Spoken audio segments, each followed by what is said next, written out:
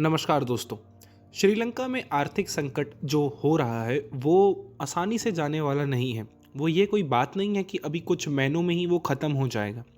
ये एक क्रमिक गिरावट का परिणाम है।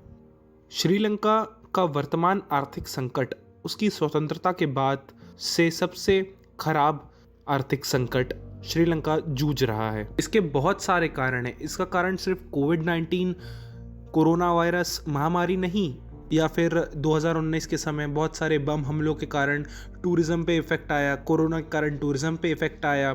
सिर्फ ये एक कारण नहीं है, ये कारण भी हैं, पर इसके साथ साथ बहुत से कारण श्रीलंका की आर्थिक संकट के लिए खड़े हैं।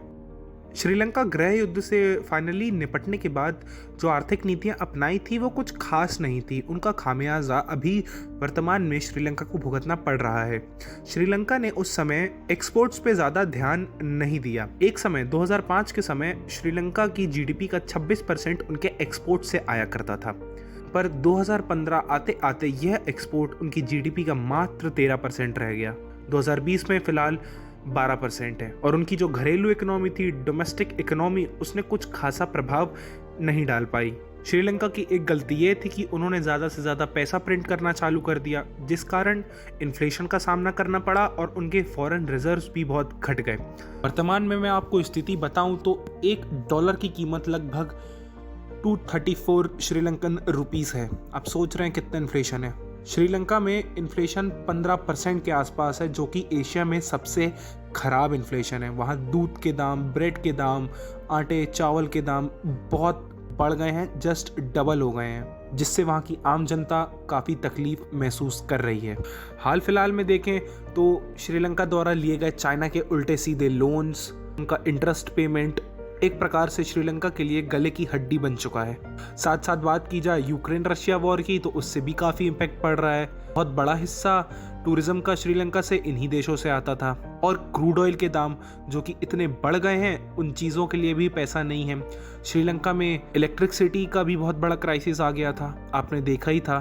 आधे आधे दिन तक, उससे भी ज़्यादा कई कई सिटियों में लाइटें नहीं रहती थी, जिस चक्कर में काम ही नहीं हो पाता था। तो फिर वो एक्सपोर्ट कहाँ से करेंगे? लो फॉरेक्स रिजर्व होने के कारण श्रीलंका ज़्यादा चीज़ें इंपोर्ट नहीं कर सकता। श्रीलंका के पास कोई बहुत बड़ी कंपनी तो है नहीं, टीसीएस या सैमसंग जैसी, जो उनके देश को बहुत ज़्यादा कंट्रीब्यूट करे।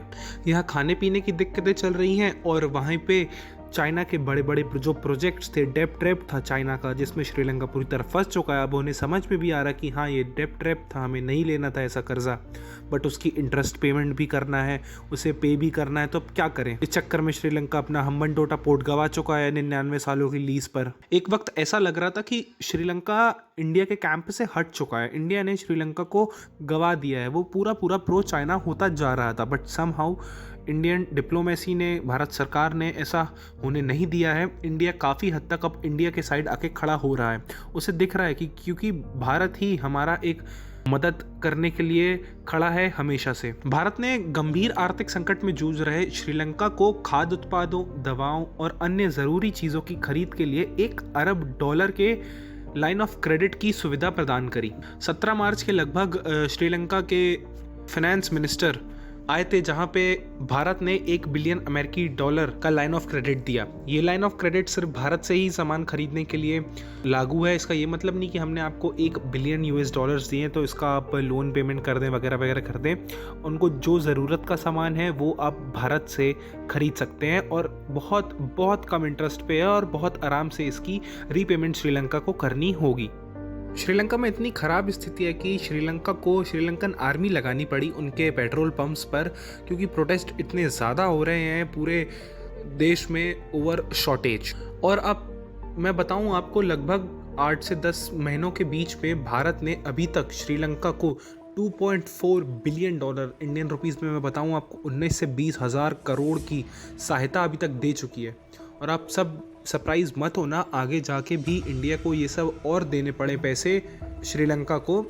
और श्रीलंका आईएमएफ के भी चक्कर लगा रहे कि आईएमएफ उनको एक अच्छी दिशा दिखाए, पैकेजेस प्रोवाइड करे आईएमएफ, जिससे श्रीलंकन इकोनॉमी थोड़ी बहुत तो स्टेबल हो। श्रीलंका ने 2021 में $35 बिलियन का फॉरेन लोन उठाया था, इंटरनेशनल सोवरेन बॉन्ड्स जारी करके, और बहुत सारे अलग अलग देशों से। चाइना का भी हिस्सा है इस लोन में। श्रीलंका में प्लान्स भी चल रहे हैं कि इनके वेरियस जो इंफ्रास्ट्रक्चर्स हैं, स्ट्रैटेजिक लोकेशन है श्रीलंका एक, तो श्रीलंकन गवर्नमेंट के भी दिमाग में है कि, और जैसे चाइना को 99 ईयर की लीज पे दिया था हम्बनटोटा, वैसे ही और उनके जो इंफ्रास्ट्रक्चर है वो अदर कंट्रीज़ को हम लीज पे दे सकते हैं, जिस चक्कर में थोड़े बहुत लॉसेस रिड्यूस हों।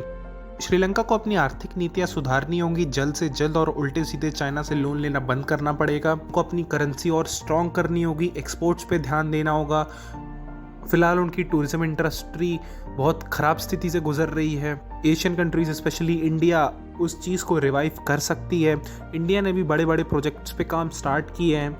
अभी हाल ही में आप सब ने सुना होगा पहले की, कुछ महीनों पहले की ट्रिनकोमोले ऑयल डील साइन करी थी, जिसमें 50 साल के लिए हमें श्रीलंकन ऑयल टैंकर्स लीज पे मिल गए थे। इंडिया बहुत सारे प्रोजेक्ट्स स्टार्ट कर रहा है। अभी अडानी ने भी उनके एक पोर्ट को बिल्ड करने के लिए मदद करी है, वो कर रहे हैं वहाँ पे काम। It's a very long way for Sri Lanka and Sri Lankan peoples. उनको बहुत सारी कठिनाइयों का भी फिलहाल सामना करना पड़ेगा। आने वाला समय बताएगा क्या और कैसा होता है, बट भारत की भी बहुत सारी मजबूरियाँ हैं, पैसे देने पड़ रहे हैं श्रीलंका को। लेट्स सी आगे और क्या कैसा होता है। वीडियो देखने के लिए धन्यवाद। जय हिंद।